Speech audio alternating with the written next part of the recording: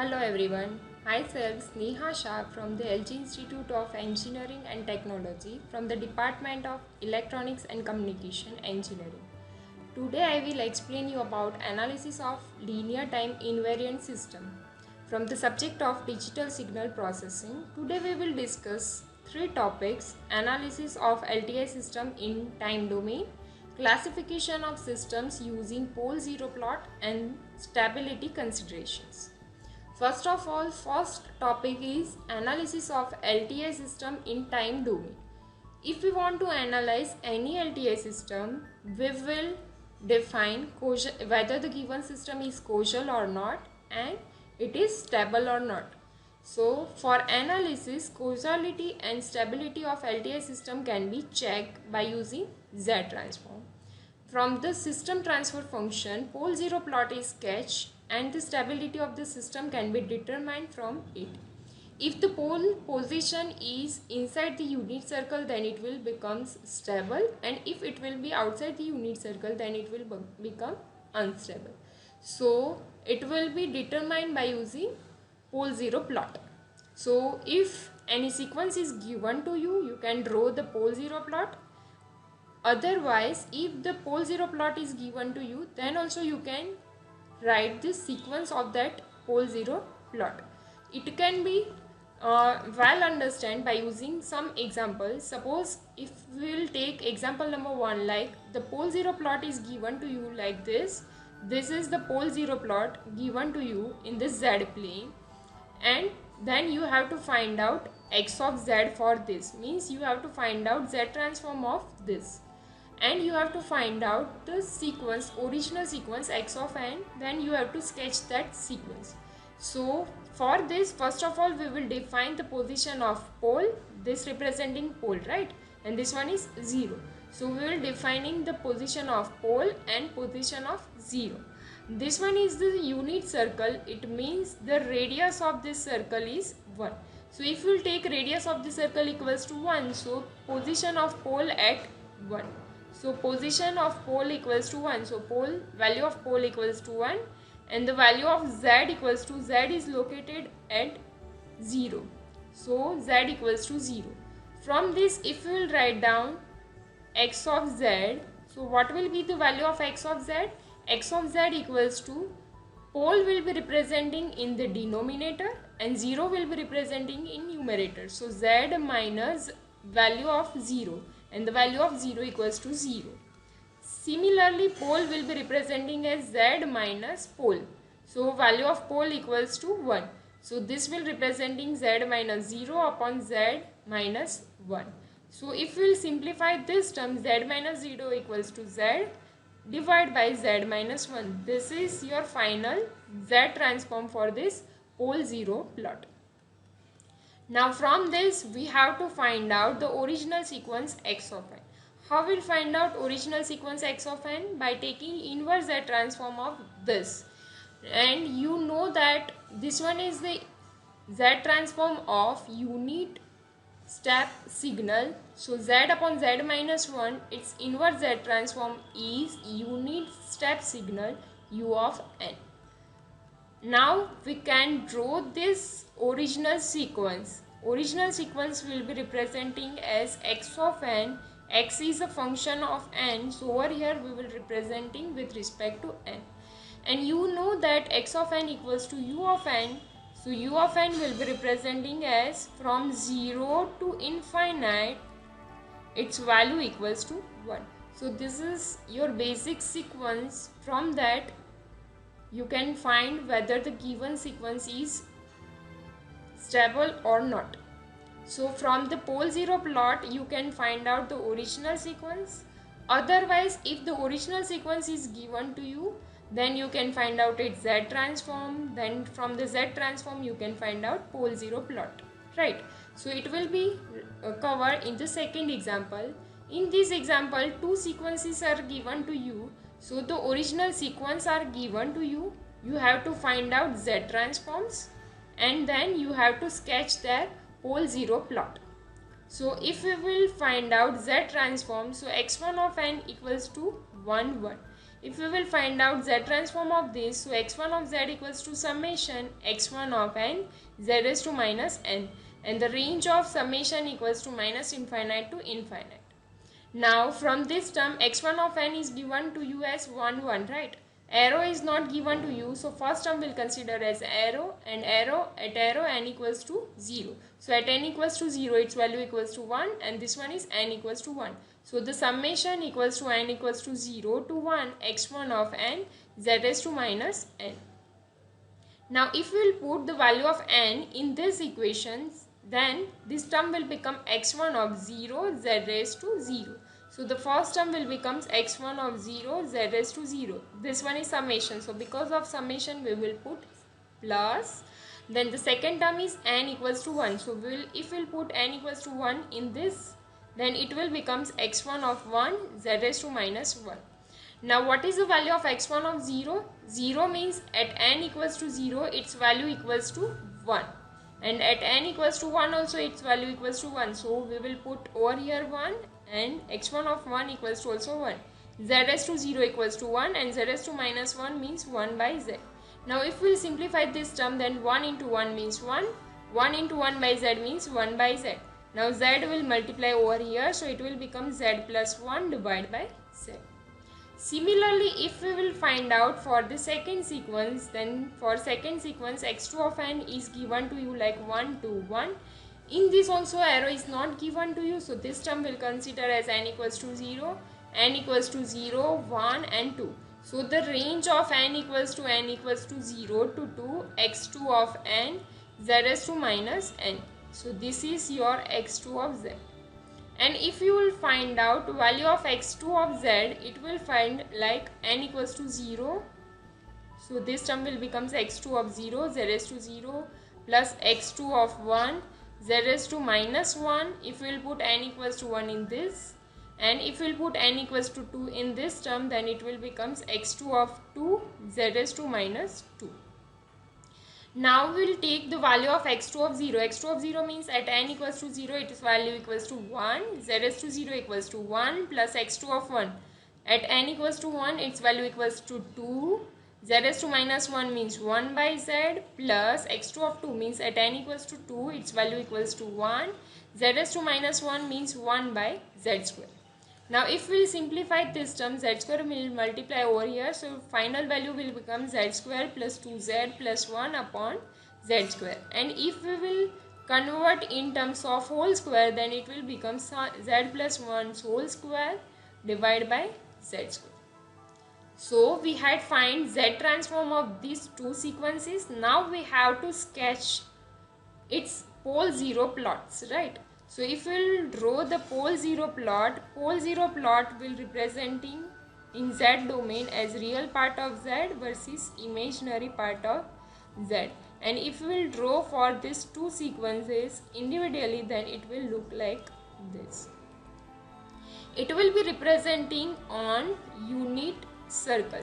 So I had drawn this unit circle. Similarly over here also we will draw the unit circle 1. Now we will find the position of poles and zeros. Z plus 1, it means at z equals to minus 1 this term will become 0. So it will giving you the position of 0. So 0 will be over z equals to minus 1. Similarly, if we will put over here z minus 0, or we can say that z equals to 0, then the denominator will become 0.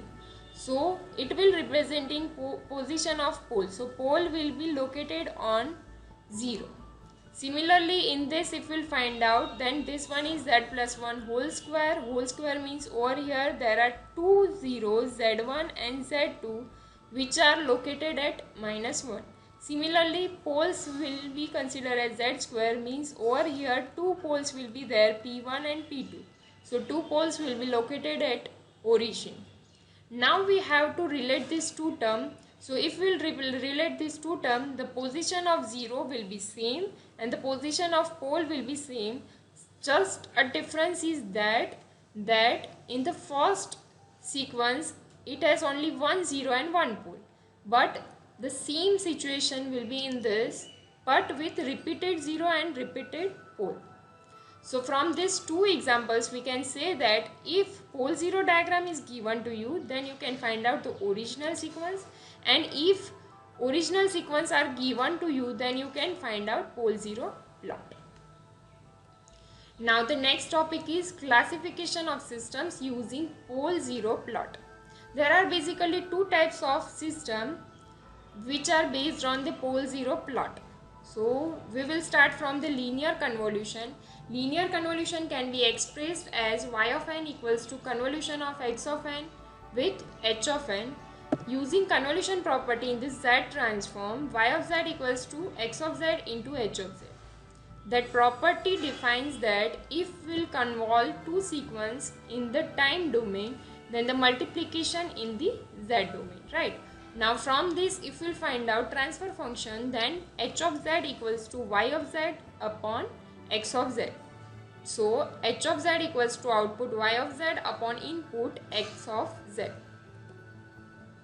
Now for LTI system, a linear constant coefficient difference equation will be representing in number of output and number of inputs.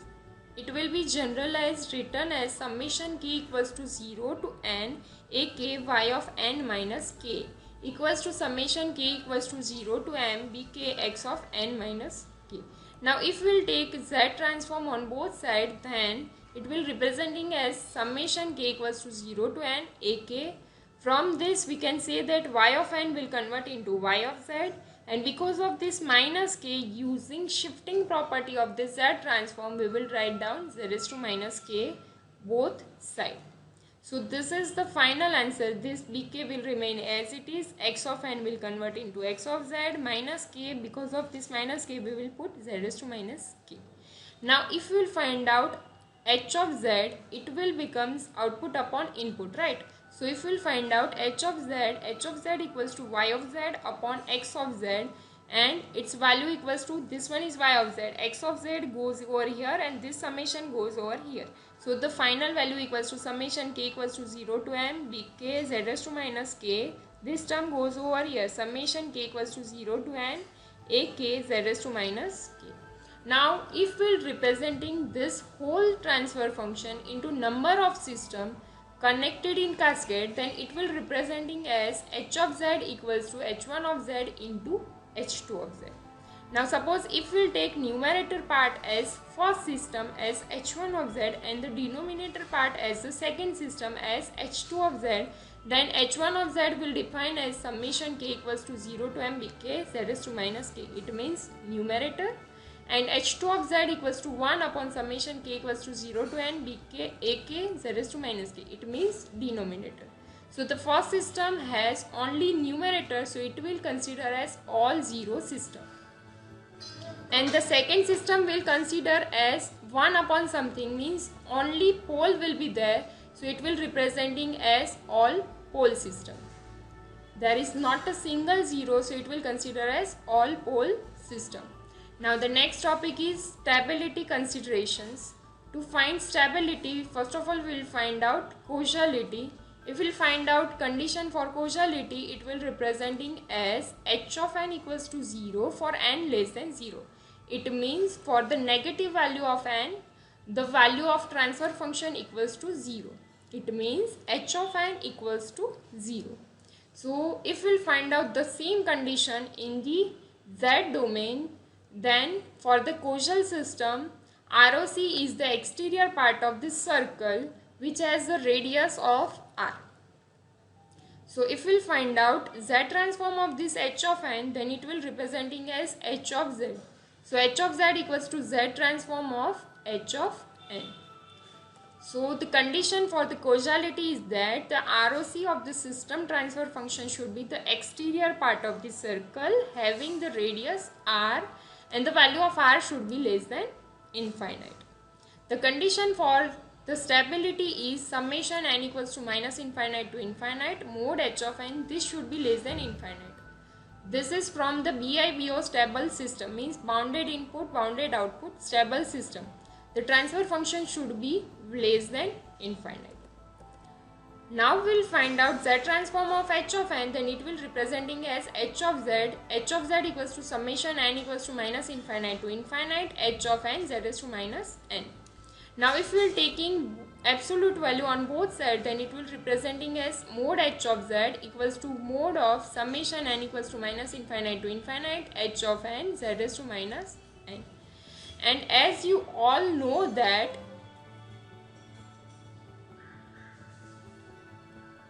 if we will take mod a into b, this will be always less than mod a mod b.